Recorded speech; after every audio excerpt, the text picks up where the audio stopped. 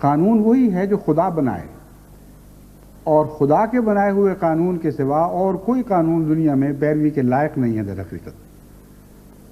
اسی حد تک ہم اس کی پیروی کرتے ہیں جس حد تک خدا کا قانون ہمیں مجبور کرتا ہے، اور خدا کے قانون میں ایسی شکلیں بھی ہیں جس کی روح سے بہت سے حالات میں ہمیں دنیا کے قوانین کو بھی ماننا پڑتا ہے، خواہ وہ معقول ہوں یا غیر معقول ہوں۔ ہاں، جہاں وہ خدا کے قانون سے ٹکرا جائیں وہاں ہم پر فرض نہیں رہتا کہ اس پر عمل کریں، اور جہاں وہ واجبات سے ٹکرا جائیں وہاں ہمیں اجازت نہیں ہے کہ ہم ان قوانین کی پیروی کریں۔ بس یہ ہے خلاصہ اس ساری صورتحال کا۔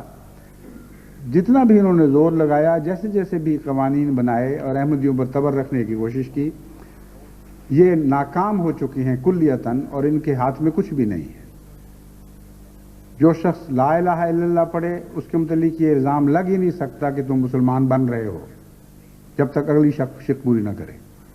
جب اگلی شق پوری کرتا ہے تو ان کی قانون کی ذات سے ویسے نکل جاتا ہے۔ اس لیے بالکل حقیر اور بے معنی قانون ہے۔ مجھے